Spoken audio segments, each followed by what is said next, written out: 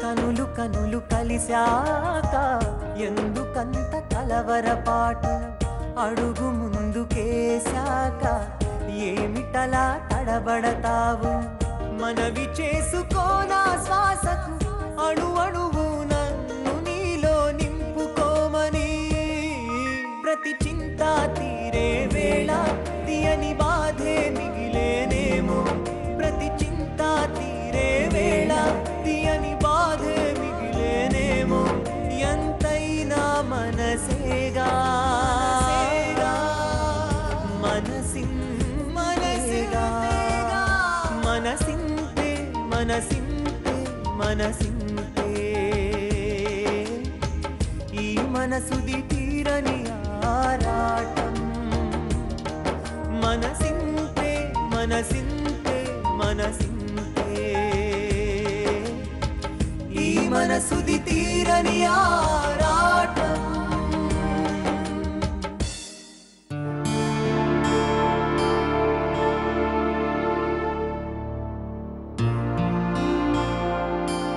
అంశుకి ఇప్పుడు ఎలా ఉంది? బాగానే ఉన్నాడు. అక్క, ఏదైనా పనుంటే నాకు కూడా చెప్పు. వచ్చినప్పటి నుంచి ఏ పని చేయలేకపోయాను. నువ్వు ఇవన్నీ చేయాల్సిన అవసరం కూడా లేదు అర్పిత. ఇప్పుడు నీ కొడుకుని ఒళ్ళో పెట్టుకుని కూర్చో. తనెలా ఉన్నాడు? ఏం కాలేదుగా? నీ అమ్మ మనసు ఇప్పుడు ప్రశాంతంగా ఉందా? చాలా కంగారు పడిపోయావు. నీ కొడుకు ఏం జరుగుతుందోనని ఇల్లంతా గోలగోల చేసేశావు. మేమేదో నీ కొడుక్కి శత్రువులమైనట్లు నువ్వు ఒక్కదానివే కొడుకుని పెంచుతున్నావా? నేను కూడా 3 కొడుకుల్ని పెంచి పెద్ద చేశాను. కానీ నీలా కాదు, అందర్నీ అనుమానించలేదు. వీళ్ళు నా కొడుకుని ఏం చేస్తారో, వాళ్ళు నా కొడుకుని ఏం చేస్తారో అని. లేదత్తయ్యా, అలాంటిదేం లేదు. నేనప్పుడు చాలా కంగారు పడ్డాను. సరే, యశ్వంత్ ఫోన్ చేశాడు. తను రావడానికి లేట్ అవుతుందంట. నువ్వు నీ కొడుకుని చూసుకున్నాక సమయం దొరికితే నీ భర్త కోసం కూడా భోజనం సిద్ధం చేయి. ఒకవేళ నీ వల్ల కాకుంటే ఏం పర్లేదు, నాకు చెప్పు. నా కొడుక్కి నేను భోజనం వడ్డిస్తాను. మీరు ఆ విషయం నాకు వదిలేయండి. నేను ఆయన భోజనం సంగతి చూసుకుంటాను. ఆ పని ఖచ్చితంగా చేస్తావులే. భోజనం వడ్డించడంతో పాటు నా మీద ఫిర్యాదు కూడా చెయ్యాలిగా. యశ్వంత్ తింటున్నప్పుడు చూడండి మీ అమ్మగారు నా కొడుకుని ఏం చేశారో అని నా గురించి చెప్తావుగా. ఇలాంటివి మాత్రం నీకు బాగా తెలుసు. పెళ్ళైన రోజు నుంచే ఇవన్నీ మొదలు పెట్టావుగా, అవునా? ఈ రోజుల్లో కోడళ్ళు ఇంటి బాధ్యతల్ని దూరం పెడుతున్నారు. రావడంతోనే తల్లి కొడుకుల్ని వేరు చేయాలని చూస్తున్నారు. నువ్వు కూడా తల్లి కొడుకుల్ని వేరు చెయ్యాలంటే అలాగే చెయ్యమ్మా. నీ భర్త మనసు గెలుచుకో. నేనేం చేయగలను చెప్పు?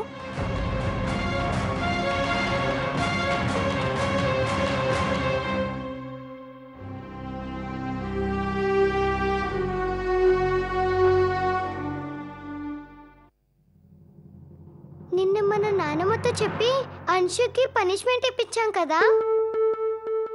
ఇప్పుడు చూడు, అమ్మ మనల్ని కోపాడుతుంది, పనిష్మెంట్ కూడా ఇస్తుంది.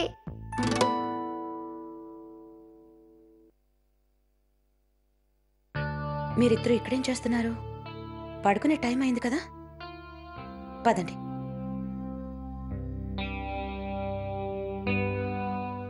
రండి.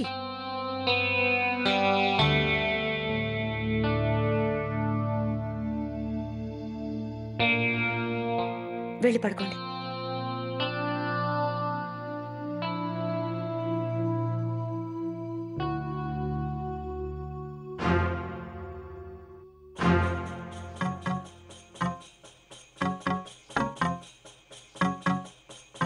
నిజంగా మీ ముగ్గురికి వాళ్ళ బాగా నిద్రొస్తున్నట్టుంది.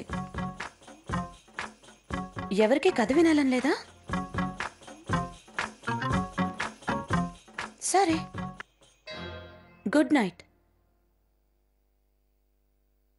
అమ్మా, నాకు వినాలనుంది. సరే, మరి మీకు? ఓకే, నేను కొత్త కథ చెప్దాం అనుకున్నాను. ఏం పర్వాలేదు, కొందరికి కథ వినే మూడ్ లేనట్టుంది. అంశు, నువ్వు పడుకో. అమ్మా, నాకు చెప్పొచ్చు కదా, నేను కూడా కథ వింటాను.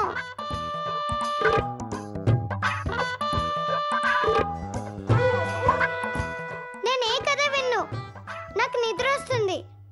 సరే, నేను మీ ఇద్దరికీ చెప్తాను. ఒకసారి రాహుల్ని వాళ్ళ నాన్న ఓ పెద్ద భవనంలోకి తీసుకెళ్లాడట.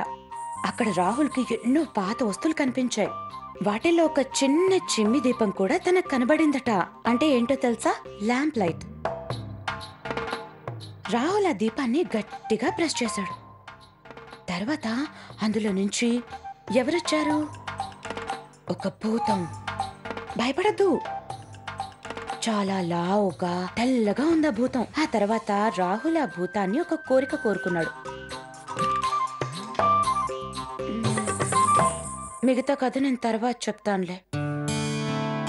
కొంతమందికి ఇప్పుడు నిద్ర పట్టినట్టుంది, నువ్వు కూడా పడుకో. అమ్మా, రాహుల్ ఆ భూతాన్ని ఫుట్బాల్ అడిగాడు కదా. రాహుల్ భూతాన్ని పెద్ద ఫుట్బాల్ అడిగాడు.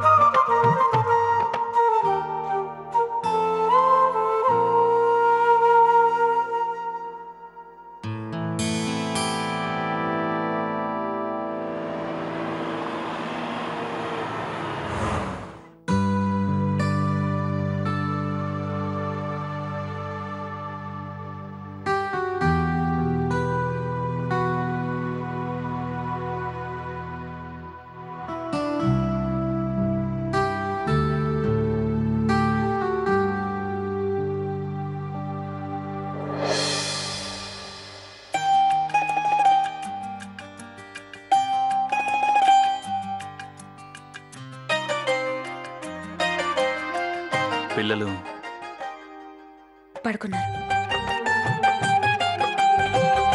ఏమండి, భోజనం? మీరు ఫ్రెష్ అయ్యారండి, నేను వెళ్ళి మీకు భోజనం వడ్డిస్తాను.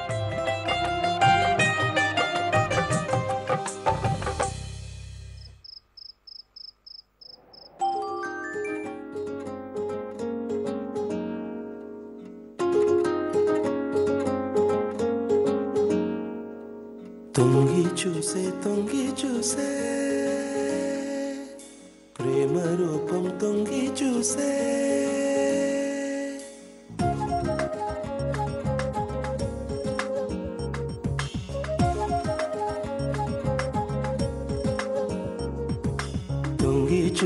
తొంగి చూసే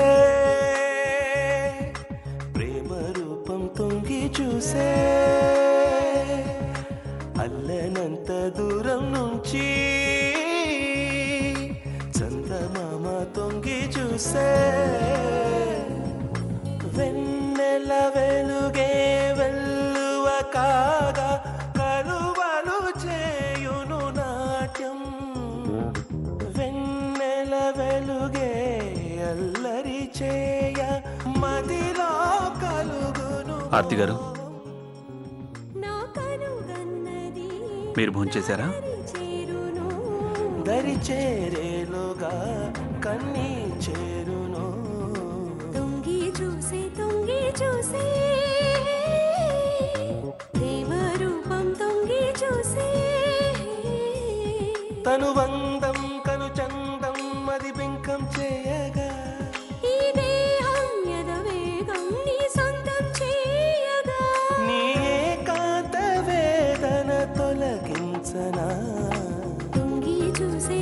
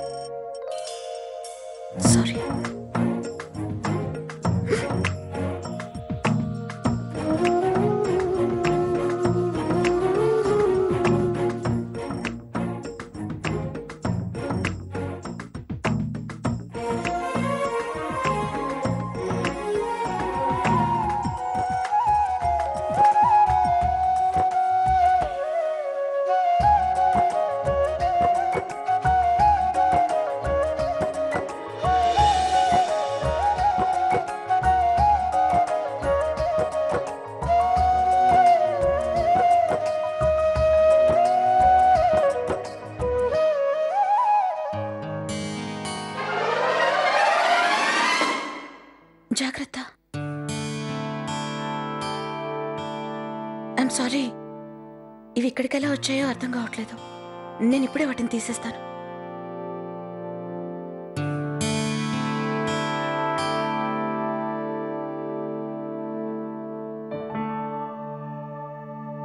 మీరు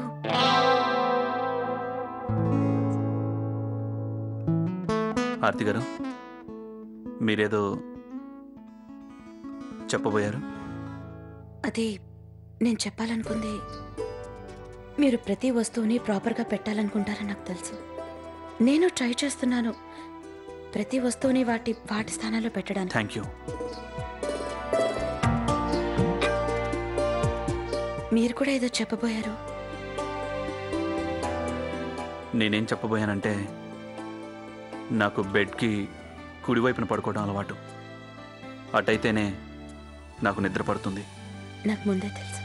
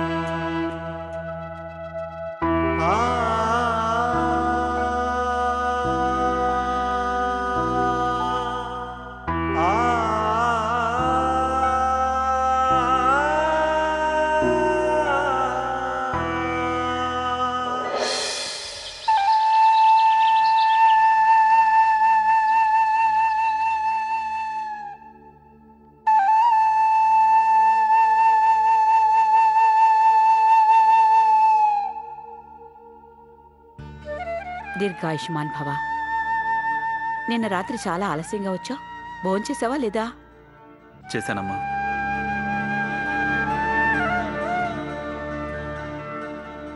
నువ్వు ఏదో కంగారులో ఉన్నావు. నాతో ఏదైనా మాట్లాడాలా? లేదమ్మా. ఎందుకు అడిగావు?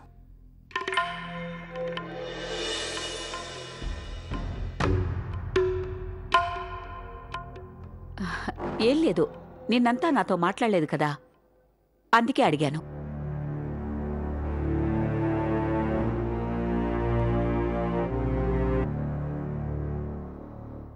అర్పిత, హారతి తీసుకో. చల్లగా ఉండు. అంశు విషయంలో నిన్న చేసిందంతా తన భవిష్యత్తు గురించి ఆలోచించి చేసింది. నీ కొడుకు పెద్దయ్యాక ఏ నేరస్తుడిగానో అవారాగానో మారడం నాకిష్టం లేదు. ప్రతి తల్లి తన కొడుకుని గారాబంగా చూసుకోవడం ఎంత అవసరమో, అవసరమైనప్పుడు వాళ్లతో మొండిగా ఉండడం కూడా అంతే అవసరం. నేను అర్థం చేసుకోగలనమ్మా. నువ్వు అంశుని ఒక్కదానివే పెంచావు. చిన్న వయసులోనే బాబుకి తండ్రి అండ లేకుండా పోయింది. కాబట్టి నీ అనురాగమంతా తనపై చూపడం మొదలుపెట్టావు. అందుకే గారాబం ఎక్కువై తను అలా తయారయ్యాడు. నాకు తెలిసినంతవరకు నువ్వు చాలా తెలివైన అమ్మాయివి. శాంతంగా, నెమ్మదిగా, గంభీరంగా ఉంటావు. కానీ ఈ లక్షణాలేవి అంశులో లేవు. తనకి వాళ్ళ నాన్న లక్షణాలొచ్చాయా? ఇంతకీ అంశు వాళ్ళ నాన్న ఎలా ఉండేవారు? మందు లాంటి వ్యసనాలు ఏమైనా ఉండేవా? ఇంకేమైనా దురలవాట్లుండేవా? తన అమ్మా నాన్నలతో అతని సంబంధాలు ఎలా ఉండేవి?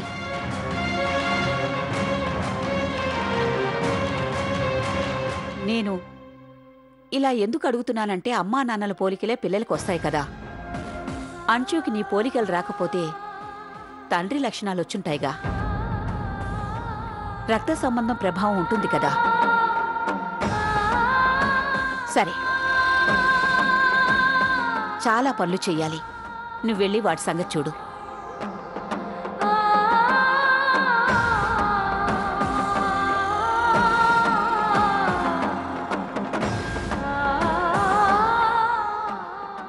పునర్వివాహ